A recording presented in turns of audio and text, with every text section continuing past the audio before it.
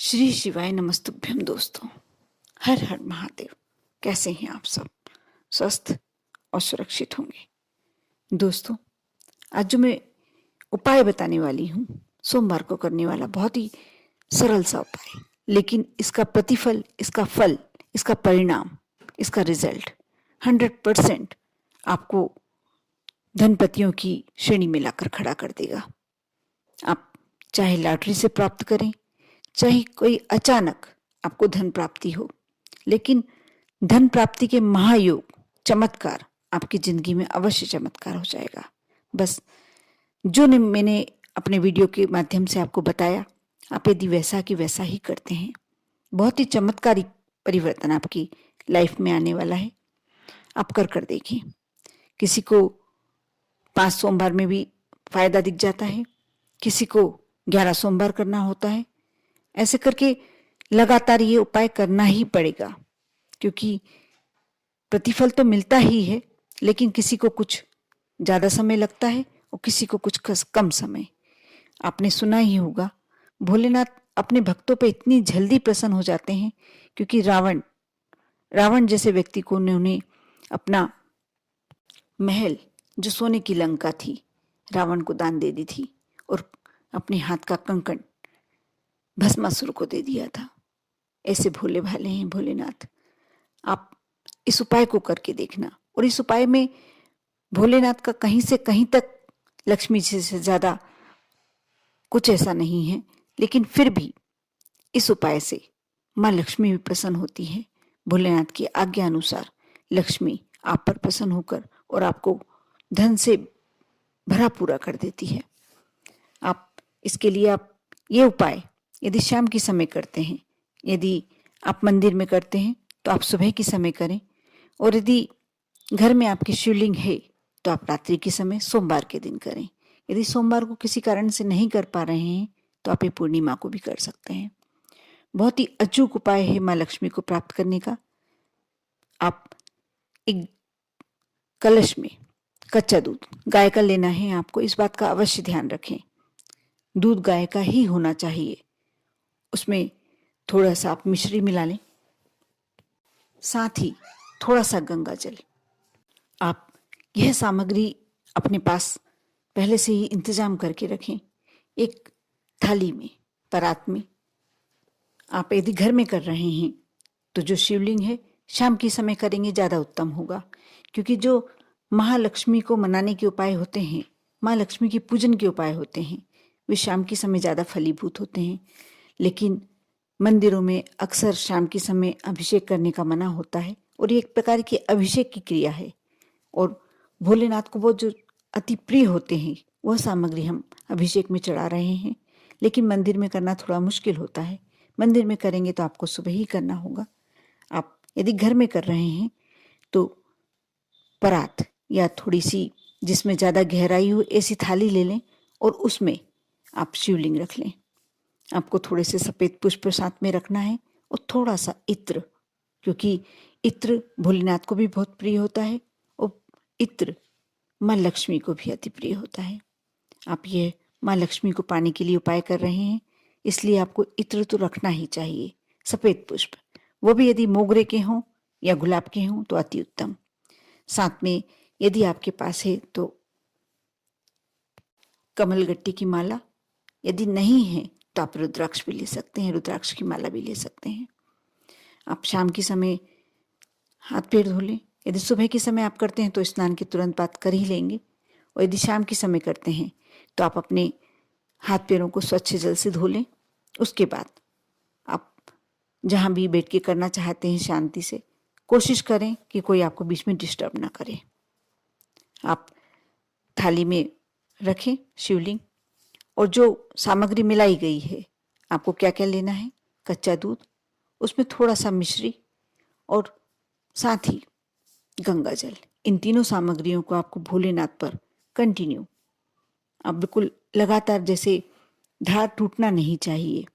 यदि आपके पास ऐसा कोई कलश है कि जिसे बिल्कुल धार के रूप में यदि शिवलिंग को ये चढ़ता है, और इस बात का आप अवश्य ध्यान रखें कि आपको तांबे का पात्र नहीं लेना है। आप स्टील का भी ले सकते हैं, लेकिन यदि चांदी का पात्र लेते हैं तो ये विशेष फलदायी होता है। उसमें थोड़ी सी 1-2 पत्तियां केसर की भी डाल लें और आप भोलेनाथ को लगातार में समर्पित करें। धार नहीं टूटना चाहिए।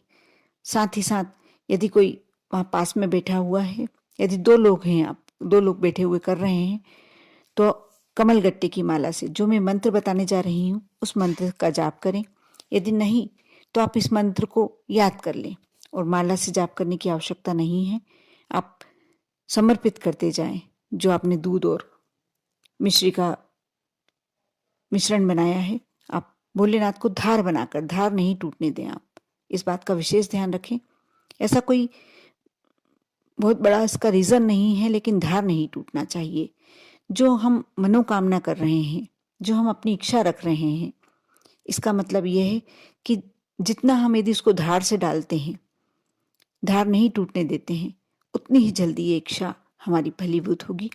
हाँ, इससे पहले आपको एक दीपक, वो भी गाय का घी मिल जाए तो बहुत ही अति उत्तम, नहीं मिलता तो आप विश्वास कर बिना सोचे समझे और घी का एक दीपक प्रज्वलित कर लें और आप लगातार में शिवलिंग के ऊपर जो आपके कलश में है, यदि चांदी का पात्र है तो बहुत ही अच्छा है। यदि नहीं मिलता तो मैं उसका एक और उपाय बता देती हूँ कि आप चांदी का छोटा सा टुकड़ा, यदि स्टील या दूसरे बर्तन के कलश में से कर रहे हैं आप पूजन, आपको तांबे का पात्र तो लेना ही नहीं है, क्योंकि तांबे के पात्र में यदि आप दूध रखते हैं तो मदिरा का रूप धर लेता है, इसलिए उस पात्र से ना करें। यदि आप स्टील के पात्र से कर रहे हैं और आपके पास चांदी का पात्र नहीं है तो आप उसमें थोड़ा सा चांदी का टुकड़ा डाल दें, सिक्का भी डाल सकते हैं। आप कंटिन्यू में आप यह अभिषेक करें, भगवान का ऊपर से धार छोड़ें। अभिषेक का मतलब आप धार छोड़ें और नीचे थाली में सब कुछ जमा होता जा रहा है। आपको इस मंत्र का जाप करना है। मंत्र है ओम श्रीम ऐं ओम। आप फिर से ध्यान से सुन लें इस मंत्र को। यदि आप कहेंगे तो मैं स्क्रीन पे भी डिस्प्ले करा देती हूँ। आप एक बार फिर से सुन लीजिए, ओम श्रीम ऐं ओम। इस मंत्र का आपको कंटिन्यू जाप करते रहना है। यदि आप अकेले हैं तो आप जाप भी करते जाएं, मंत्र भी बोलते जाएं और अभिषेक भी करते जाएं। यदि आपके साथ कोई व्यक्ति दूसरा भी बैठा हुआ है वहाँ, तो वह कमल गट्टे की माला या रुद्राक्ष की माला से इस मंत्र का लगातार जाप करते रहे और इतनी आवाज से जाप करें, इतना थोड़ा सा जोर से जाप करें कि आपके कानों में वह बात अवश्य जाना, जाप की आवाज़ अवश्य जाना चाहिए। आप करते रहें और उसके बाद जब आपका अभिषेक हो गया, उसके बाद थोड़ा सा गंगा जल मिला के, सादे जल में मिलाकर और शिवलिंग पर समर्पित करें। उसके बाद शिवलिंग को अपनी जगह पर रख दें और उनको भोग लगाएं। यदि आप खीर बना सकते हैं तो बहुत ही अच्छा, क्योंकि माँ लक्ष्मी को और भोलेनाथ को, दोनों को खीर अति प्रिय होती है। आप भोलेनाथ को खीर का भोग लगाएं और जो घर में आपने दूर बैठ के शिवलिंग पर भोग लगाया है वो आप खुद स्वयं प्रसाद के रूप में ले सकते हैं। और जो आपने ये अभिषेक किया था जो दूध से, आप उसे सब पूरे घर में चरणामत के रूप में बांट दें और बचा हुआ, यदि ज़्यादा है तो बचा हुआ आप किसी वृक्ष में समर्पित कर दें। बस आपको इतना ही करना है।